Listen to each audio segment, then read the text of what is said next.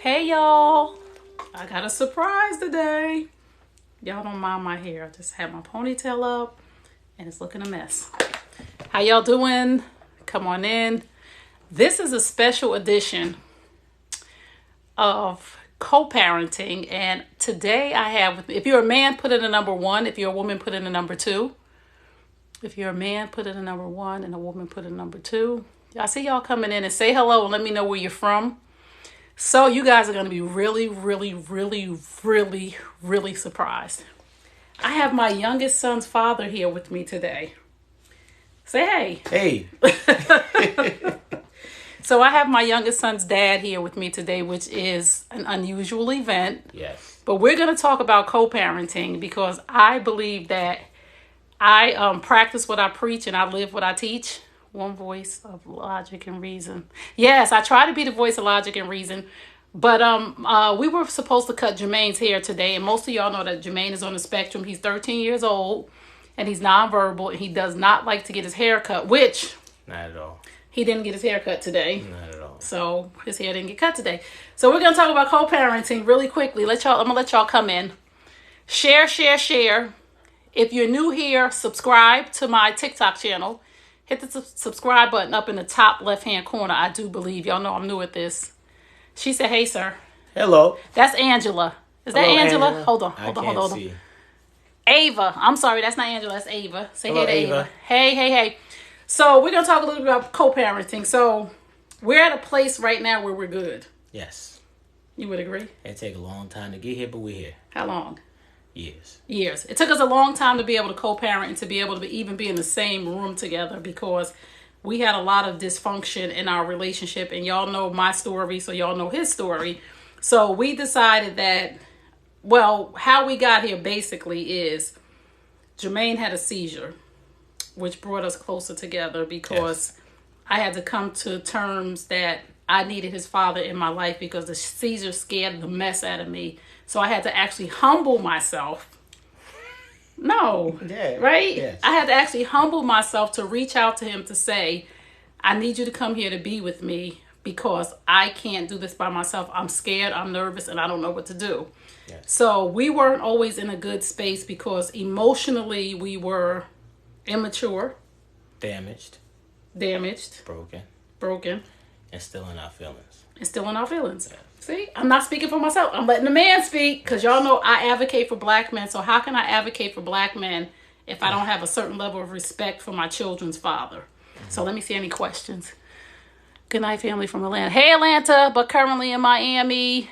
Facts. Thank you. You love this? Oh, good. I'm glad you love this. Okay, good. So if you guys have any questions, put them in the comments and we will answer your questions. So for a very long time, we didn't get along because it wasn't about our child, Yes. right? It was more about what we wanted individually, and it was more about kind of sort of revenge for some things that went on in our life. First of all, can I say this? Say what? Can I say whatever I want to say? That's what we're here for. You sure now? Good. Okay, he not used to this. Like, he don't be on this I don't kind of be on stuff.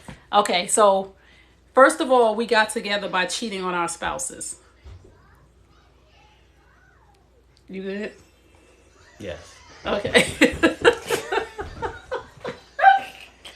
They already know I cheated on my spouse. You ain't never said this out publicly, so I don't want to push. When we got together, we were both married, Yes. right? And it was toxic from that standpoint. And then when we got together, and it wasn't fun anymore because we had responsibilities together. Yes. And we learned that there were some things about each other. Go ahead. Okay. Oh, we learned some, because I don't know. This our first time doing this, so I don't know what we going to say. Mm-hmm. There were some things that we learned about each other that we didn't like. Because there's nothing like living with a person. It's not about you. I didn't like. Oh, well, shoot. Well, wait a minute now. Stop lying. The only thing that I didn't like is that I felt as though she was still holding on to her past, so I never got a chance to get started in relationally being number one in her life because I still was in a space of feeling like I was number two. So, well, maybe I'm not ready for this conversation. See how you put yourself in a situation where you think you be talking on lives, and now somebody gonna come and put you on blast. Not on blast in a bad way, but yeah, I'm sure your perception is different than mine. of course our perceptions are different because we two different people. Gotcha. So we had a lot of damage because we came into the relationship on the wrong foundation, right? We came into the relationship on adultery, infidelity, where he had a wife, I had a husband, and we decided that things were not good for us in our marriages, but instead of us speaking to our spouses, we decided to come together because, again, I'm going to say this. When it comes to infidelity, when it comes to cheating, cheating is a symptom of a bigger problem in a marriage. Yes. So when we came together, there was already problems in our marriages. Yes. I had a crack in my door. He had a crack in his door. So we both met at the same time at the crack in the door. Correct. Oh my God. Mm-hmm. Is this a therapy session? And you ran through. And we both ran through the cracks. Yes. And we came together from dysfunctional backgrounds. My mom was a alcoholic and a drug addict, and both of our parents came from an environment of drugs and alcohol. We'll just say that because this is not about our parents. This is about us and co-parenting. So as we grew apart. And when we got away from each other and we started to discover ourselves, it was toxic because I'm going to say this because I still wanted to be with you. Same. Okay. So. It wouldn't have been toxic if we didn't want to be together. But go ahead. Right. I mean, I'm just saying our relationship as far as co-parenting, when we couldn't co-parent, when we split, it was because we were both still in a toxic state of mind and we still wanted to be together. But we didn't know how. And we had damaged each other so much. Okay. Don't say okay if it ain't true. It's true. It's true. Wait, let me say this. A lot of times people think that it's the men who damage the women, but I tell y'all all the time, if this is your first time following me, but the people who know me, who have been following me for years, I always say this about him. I did as much damage to him as he did to me, right? No, I'm listening. You always tell me that, but it's nice to hear you tell the world. So I've been told the world this. I this. know you have, but I don't know. Okay. Now this is a therapy session, but I did as much damage to him as he did to me by him accepting my poor behavior and me accepting his poor behavior. We stunted each other's growth. So if you are with a person that you should not be with, sometimes you got to let each other go to let each other grow. Yes. So we came to a point where we let each other go, which allowed us to take time to grow and be able to come together and be better parents. Because a lot of the stuff that we did together was trauma bonding. Like, we came together when we were both in traumatic situations. You don't think it was love at no point? No, I didn't say that. I do think it was love. Okay. I do think it was love. I loved you. I'm not going to say that I didn't love you. Okay. I'm just saying the way that we got together was toxic, and we had a lot of unresolved childhood issues, right? A lot of abandonment issues. Yeah. You know my story. Right, but I wouldn't want to say something that's not true for you. Yeah, for me at the end of the day is what I was forcing within a relationship is unconditional love from a woman that I didn't receive at home from my mother. So I think that was added pressure to be something that she couldn't be because she wasn't my mother. But I was forcing her to give me what my mother should have given me. So I think I was doomed to fail from that point.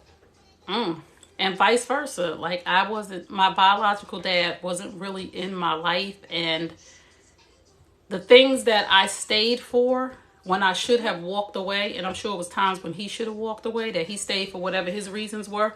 But the reason why I stayed, because the lack of a relationship that I had with my biological dad, I wanted to prove that some man was going to find enough worth in me to stay. Regardless of what, I was riding or dying, because some man is going to stay with me and not abandon me and not leave me. They're going to stay with me whether I got to do whatever. So we had to grow individually so that we could co-parent collectively better. Right? Absolutely. So we made a conscious decision at some point, and he's not on child support anymore. right? Yes, I appreciate you took me off and gave me a chance to show you that it's not necessarily being in court. We Right. can take care of our kids without the system. And I make sure that I stand tall when it comes to that financially. I could do better as far as time and being here for him. But the most important part is getting you to understand that it was never about money. I can take care of our child. I just wanted you to entrust that I would do so.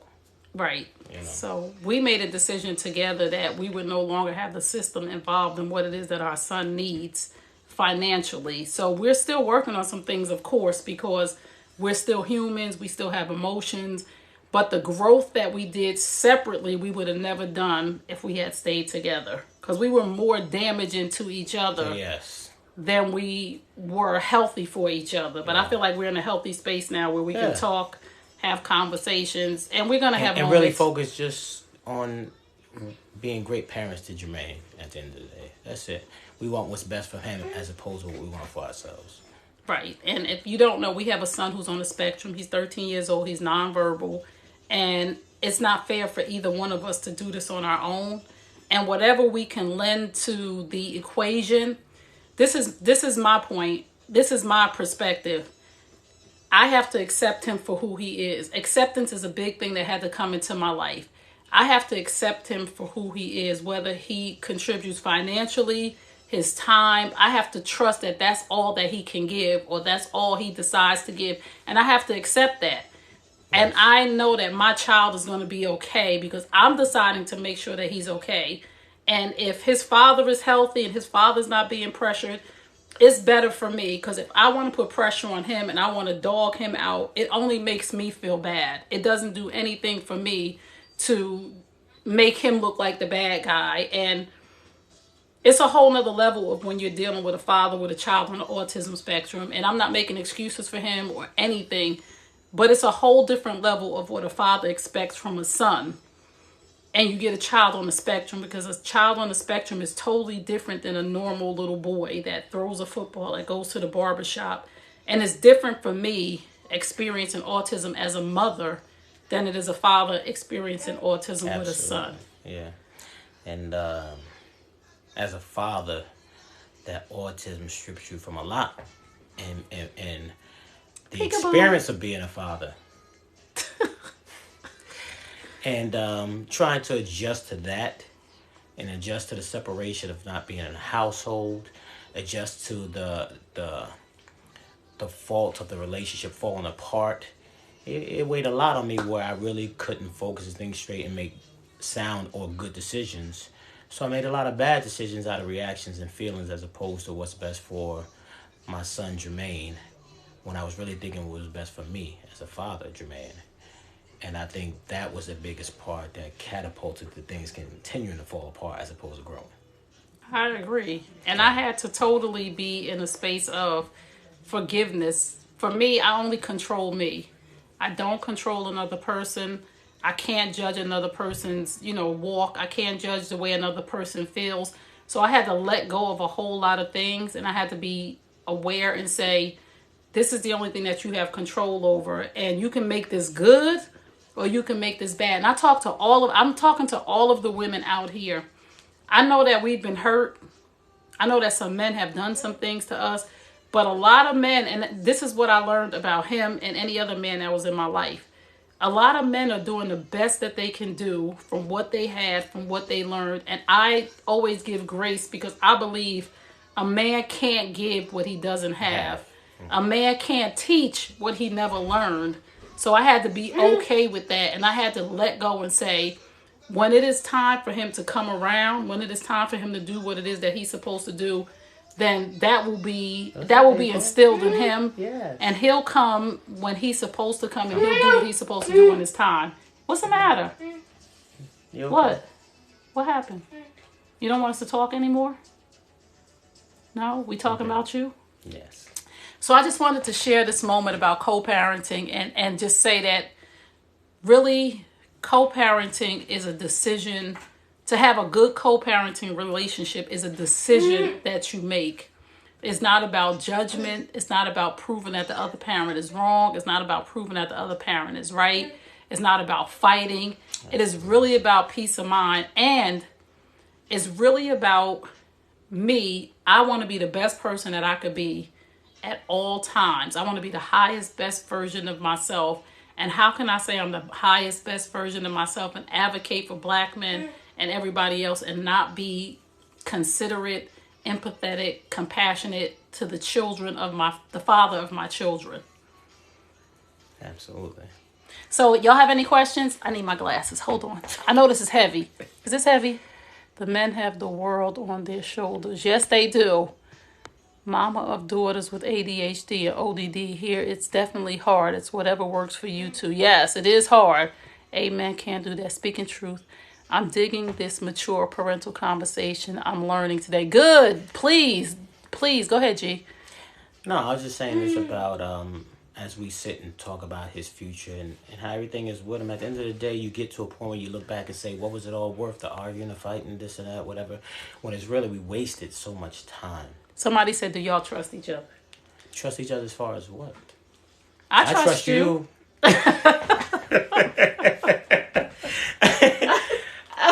trust you 1,000% when it comes to this, relationship of raising Jermaine. That I don't question anything when it comes to it. And I never did at the end of the day because I know your heart when it comes to him. At the end of the day, I just had to find a way to, immerse myself in being a part of it and add to it in a positive way. So that we could help him grow. When for so long it really wasn't about him, it was about me, and it took years away from my involvement because it was based on how I felt. And I trust him to do the right thing. And if he doesn't do the right thing, that's not on me. Mm-hmm. Like, I'm not the judge. I'm not the warden. I trust him to do the right thing based on the fact that I believe that fathers love their sons as much as mothers love their sons. That fathers love their children. Which a lot of women don't understand. A man's love for their child is just as strong as a woman's. Women just got to open the door and understand that our hearts are the same and give us the opportunity to show that. Most women don't, but I could say that Trey has given me the opportunity for the past God knows how many years, and I could have done it better, and I'm in a better place now to open that door to say, show me the father you want to be, and here we are. Right. And I can appreciate that, And again, I just want women to understand that men love their children as much as we love our children. And I had to realize that. Listen, I haven't always been in this space. I had to realize that when we went to court one time, I really was in a space of I wanted to punish him or I just wanted attention. I was still emotionally charged, emotionally invested in this. And I was like, do you have a chime on your door? Do you have this? Are you going to let him run out of the house? And I had to come to a point where I had to say to myself, remember that? Because I said, you can't tell me what to do in my house.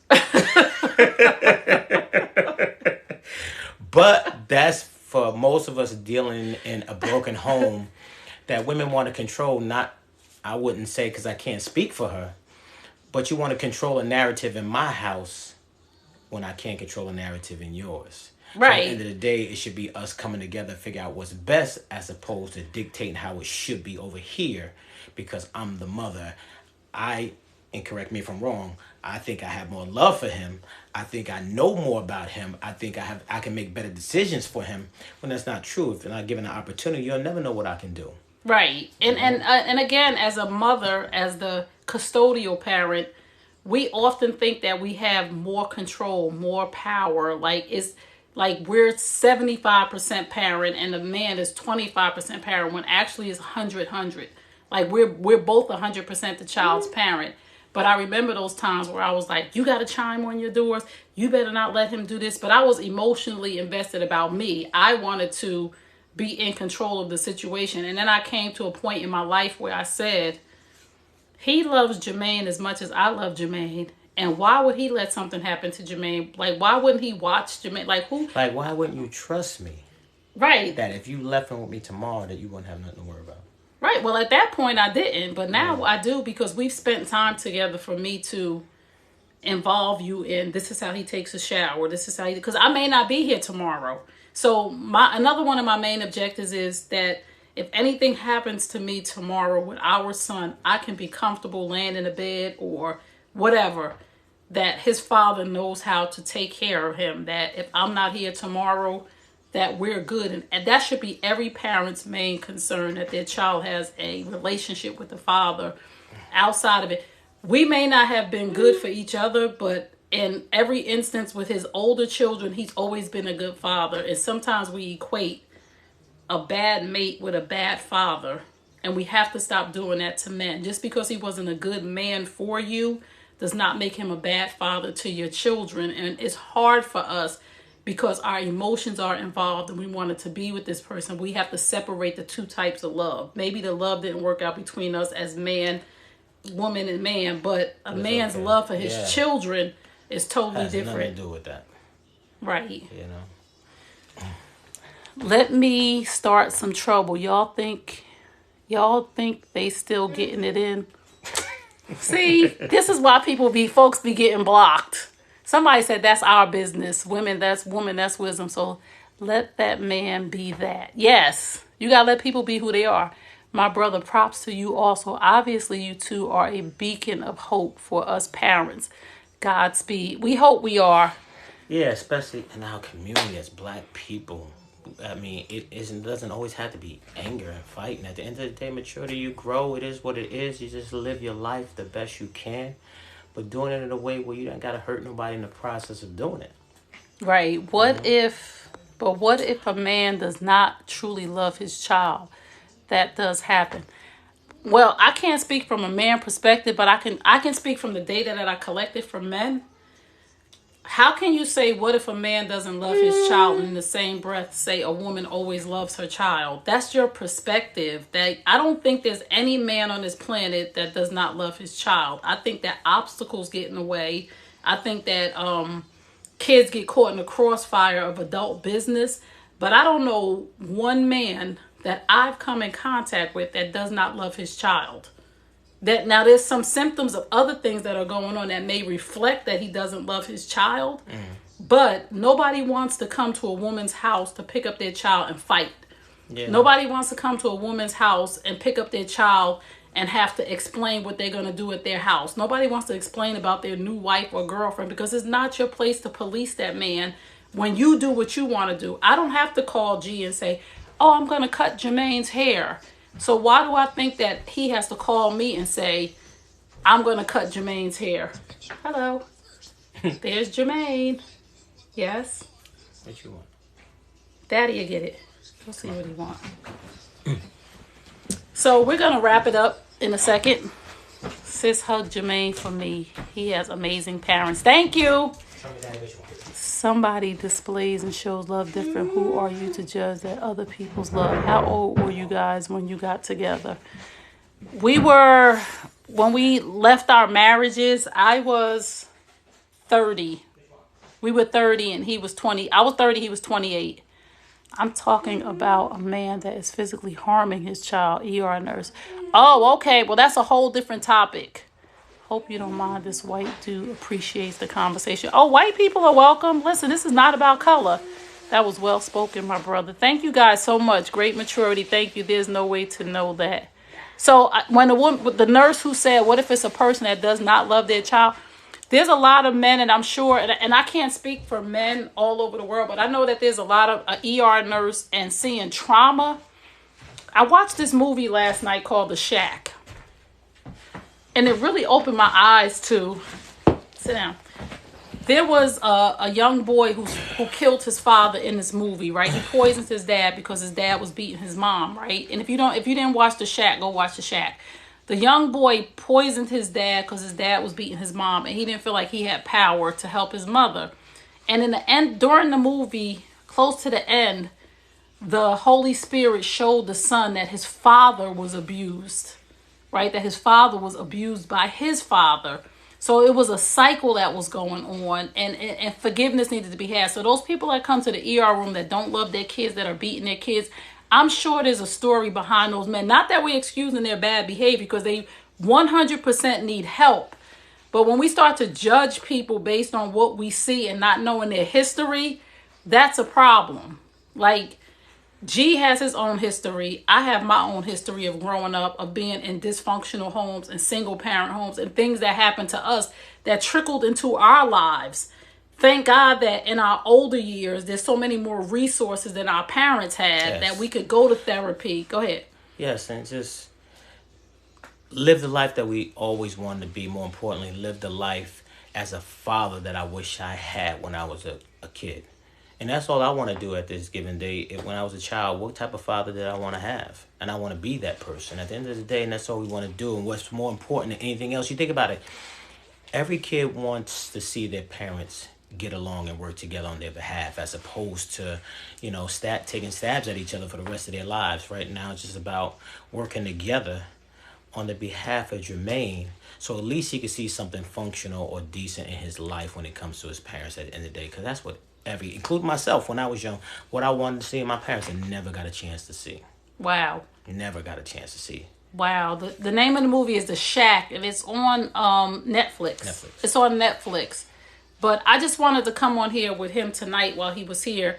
We were going to try to cut Jermaine's hair, but that was not going to happen today. He's not getting his hair cut today. But we decided as a unit that, okay, we're not going to cut his hair. There was no fighting of, I'm going to cut his hair because I drove all the way here. I really wanted to cut their hair, but Right, but back in the day, we probably would have fought over this because he probably would have been like, I drove here an hour and a half and you're going to tell me I can't cut his hair.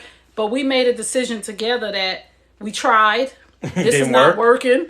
So what do you think? I give up. I think we shouldn't try this tonight. Right. Yes. So it worked out not only for him, but it worked out for us because we're not fighting to prove that I have more power to you. You're not cutting his hair. No, I have more power than you. I'm cutting his hair. We decided that this would not be good for Jermaine. It would traumatize him.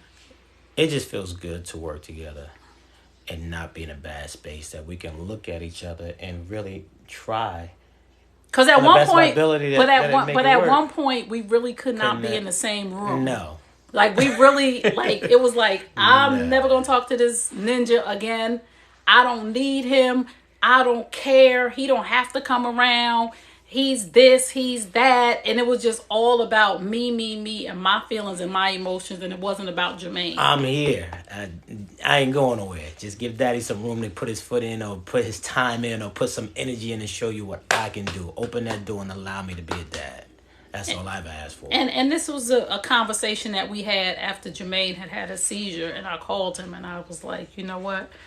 Yes. I really don't know what to do. Like, I'm really nervous. I'm scared. He had got sick. Like, he had diarrhea, was thrown up. He might have had the big C, but we don't know because they said it wasn't.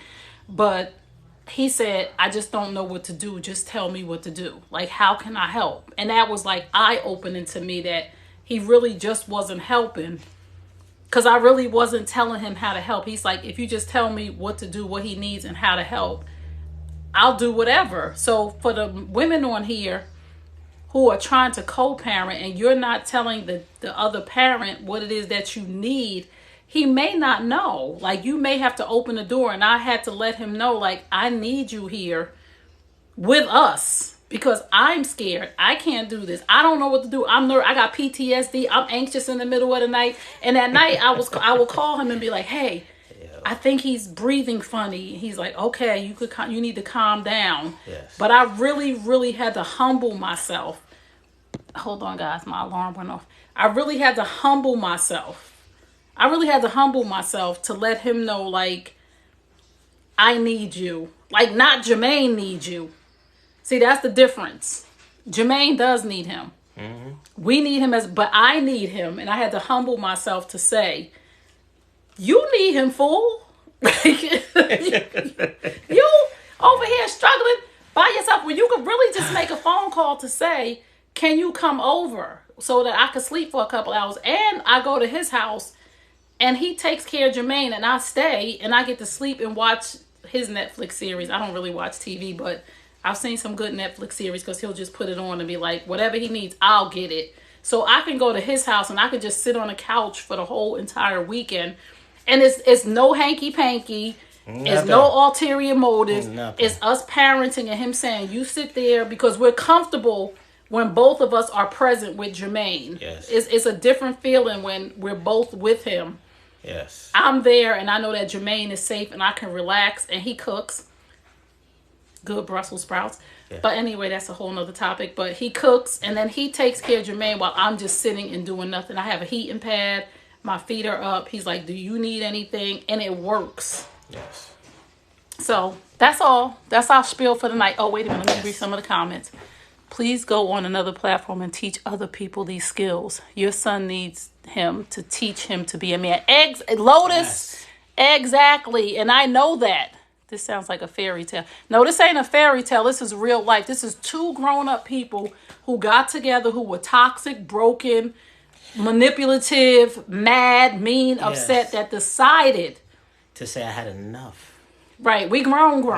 We 50. Yes, 50.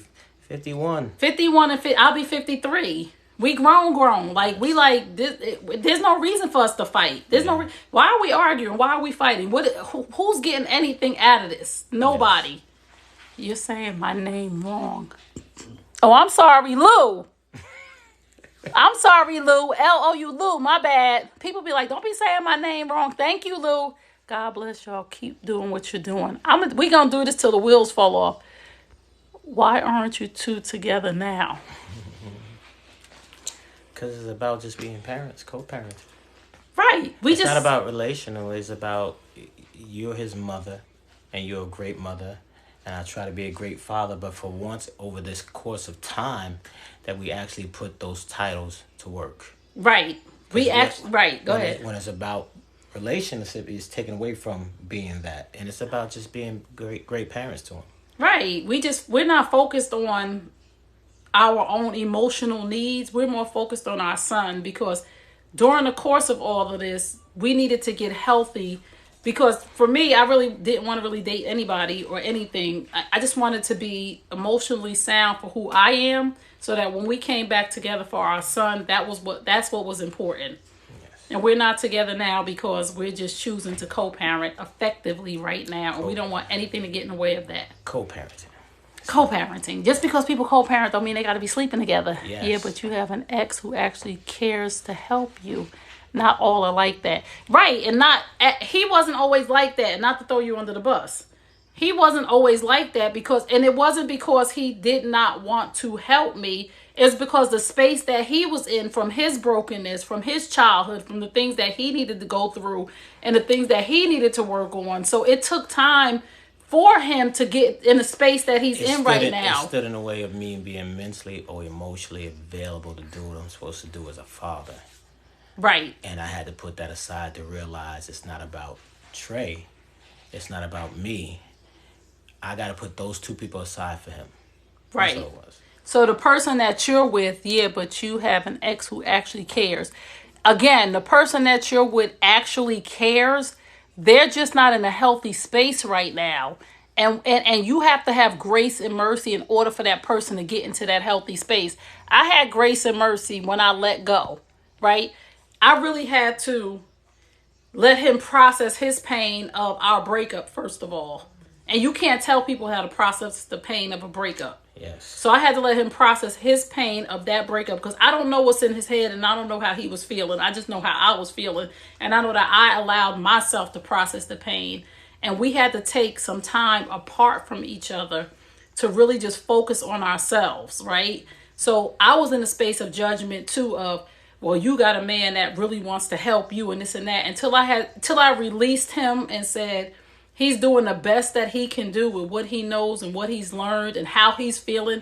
Because a lot of times we as women, we don't think that the man emotionally gets hurt when there's a breakup. He had to go through a process of me and him breaking up. He had to go through the process of the trauma that we cause each other. So I allowed that space after a while, after I was able to go get the help that I needed to heal and be an adult and not crucify him. Because I crucified him for a long time. I crucified him for a long time. I talked shit about him for a long time. I really, really did.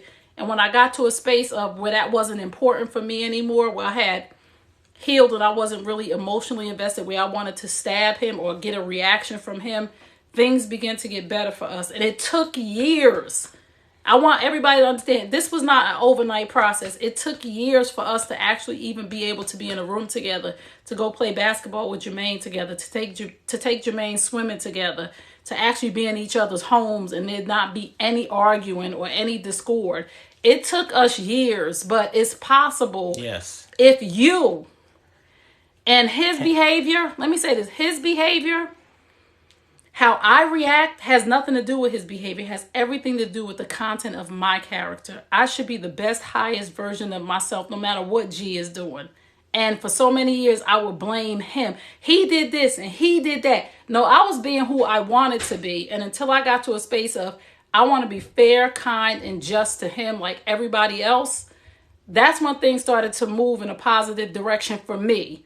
Because I was releasing him from, he did this and he did that. And I'm behaving this way because of him. No, I was behaving that way because of me. Letting go is hard, especially when you put so much time and years investing in a person and it doesn't go the way you want it to go. So you carry that for a long time, and I'm carrying something when it's about not about carrying it. It really was about me being a father. Until I separated the two, which where I'm at right now, or I should say we are at right now, that the only focus in here is really him. It's not about us. Even as we sit here, it's not about us talking about the past we've been through, being together. It's just like us talking about him. And that's all we care to do at the end of the day, is how to make his day better, his life better. How do we, co-parent when it comes to taking him to the dentist or taking him to the doctor. And it's a joy because I feel like we missed so many years of doing this for being in our feelings. We can let those feelings go and continue to grow and building for him. And I'm just happy to be able to do that now as a father would help and sincerely work together to get it done. Yeah. Again, we didn't cut his hair tonight, but we tried. He wasn't going for it. Well, we'll try another day. We're going to try another day. We got arm restraints and a few other things that going on. Yes. So we'll figure it out. This is very interesting. Is it? Well, I'm glad. You guys look happy and you guys worked on yourselves. Who knows what the future holds? What's up, y'all? You guys look young. Nowhere near your actual ages. Well, thank you. Thank you, especially for possibly opening yourselves up for criticism. This is TikTok. We don't care about no criticism. Do you all have relationships with others? As far as dating, yeah, we've had other relationships. And what age do you teach your son about being? Does your son have? Yes, our son is autistic. He's 13 years old. He's on the autism spectrum. He's nonverbal. He needs assistance every day. You guys look good together. Thank you. I'm dealing with this very thing. TT, are you a man or a woman? God bless y'all to continue doing what you're doing. That is big. TT, are you a man or a woman? Sounds so mature and healthy. I aspire to get there one day with a miracle from God. Listen. Do you guys have significant others? She said it right. A miracle from God. Sometimes it takes two people. And honestly, we was talking tonight about, me renewing my faith in God at the end of the day to understand that's bigger than just us two as human beings. Sometimes, and it's not to preach the word, but sometimes you need an influence besides yourselves to grow beyond who we are as human beings. But God plays a dramatic part in decision making and how we live on a day-to-day basis that makes it easier to be like this because we know it's not just about us and our feelings. Right. And again, this is the way to co-parent effectively. I'm going to say this. Be the best, highest version of yourself. Be nice to the person that you're co-parenting with, no matter how they behave. And I know this sounds crazy and I know it's hard.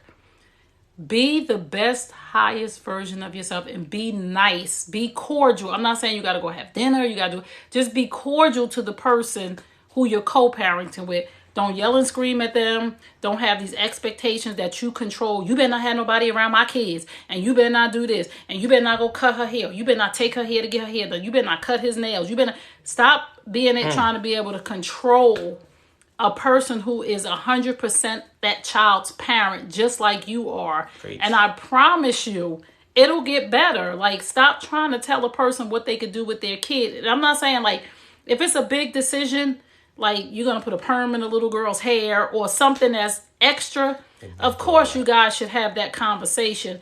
But stop trying to micromanage a grown-ass father or a grown-ass mother and telling them who they're going to have their kid around. If I could have Jermaine around whoever I want to have him around, and I can, on a regular basis because he lives here with me. If I want to have whoever walk through this door, if I want to do whatever, or if I want to be whatever man, I'm not regulated. So how dare I try to regulate who he and to say I'm better at parenting than who he is. Oh, you're going to have my son around or this and that. How dare I be able to try to control him in his home? And he's Jermaine's father. Like, what makes me any bigger or any better than him? The level of trust has to be the same. For me as a father from day one, I know how much she loves him. I know how much she cares for him, and I know how much she wants to keep him safe. So any person that she has around my son, I don't question it because I know how she feels about him. So that is second nature in my mind. Like, I don't even think about it. Right. Not one time did we ever have a conversation about who you had around him, because at the end of the day, I know at the end of the day, her love for him is going to supersede who she has. And I know she's not going to bring somebody here that will put him in harm's way. So I don't even think about it. And as women, we have to have that same trust in the father. Whoever his new girlfriend is, whoever his new wife is, whoever his family members are, we have to have that same mindset of, I'm going to protect him at all costs. As a father, as just as much as the mother is. And we have this thing in our mind when we are emotionally damaged, when we still want that man. It ain't even about the kid. It's about a level of control. Because we know in our heart and our mind, I'm speaking from my own experience from back when I wasn't in a healthy space. I knew in my heart and mind he wasn't going to let anybody do anything to Jermaine. My point was to get his attention and to control him, to have arguments, to fight with him, to make sure he knew I have more power over this child than you. So we have to get out of that mindset of, oh, I get to tell you who to have in your house with my child. No, that's his child too. And once we let go of all of that, it is such, and to the mothers who be doing the crazy stuff of not letting the father come get the kid and all, you punishing yourself. You don't want that weekend to yourself. To know that your child is safe with the other parent. Give you a breather. That's the only time I feel 100% safe, when Jermaine is with his dad and with my 22-year-old son. Yes. I know that Jermaine is okay. So why would I want to punish myself? Why would I want to punish myself to know that Jermaine is with his dad for 48 hours or 72 hours? That I could actually relax, go take a bath, let my hair down, read, work on my business. Because I know that he is 100% protected. Protected by a great father. Yes, stop fighting with your child's father based on your emotions, and you're punishing yourself. What do they say? Don't bite your nose off to spite your face. Yes. Don't bite your nose to spite your face. Let that man have his kids. Let them kids go. Send them kids on with their dad and enjoy that bath. Enjoy that weekend respite, that weekend retreat with your girlfriends. Just enjoy yourself, okay? So I'm going to let y'all go now. Thank y'all for tuning in. Yes. And we will do this another time. Very, very true. Hold on. To trust that parent to not put the child in danger. Right. Is there anything you guys regret saying or doing to each other during the tough times? A million things, but it doesn't change where we are right now, because you can't go back and change those things that you regret saying or doing. At the end of the day, it's just about building and moving forward. I learned to leave the past behind me. I learned to live in today and figure out tomorrow, because I can't change nothing. I made a lot of poor decisions. I said a lot of bad things. I did a lot of wrong things. But at the end of the day, all I can do is move forward and be the best version of me now. And that's all I care about at the end of the day. And this is a starting point, even though we started already. But this is a starting point to continue to be great, so that Jermaine from this point forward only experiences his parents being great to one another. Yes. So we're going to let y'all go now, because a lot of times all of us at this age, 50 and up, some of us don't even have pictures with our parents together. That's we don't want that for Jermaine. Right. I don't. I know. I don't either. Actually, I got one picture in my life of my parents together. I have a picture of my mother and father together, but I don't have a picture of me with my parents together. Nah, I don't have that either. And we don't want that. Like, we got video of us trying to teach Jermaine how to play basketball. So it's important for him to have these memories. It's important for him to have these messages and for us to put our feelings and our emotions aside and put him first, because he did not ask to be here. Love y'all. Gotta go. Peace and blessings. Remember what I tell you at the end of all my broadcasts? You deserve the best. Yes, I'm talking to you. You deserve the best. Now go get it. Peace and blessings. Don't forget to subscribe to my TikTok channel up in the left-hand corner. Hit the subscribe button and you'll see more of this. Hopefully. This is his first time. It's my first time. I said, let's do it live. And he said, okay. Live what? Then he said, okay, let's do it. So love on your children. Sacrifice your own needs because you decided to have this child together. Yes. And put that child first. And I promise you, you will not regret it. Okay? See y'all later. Peace.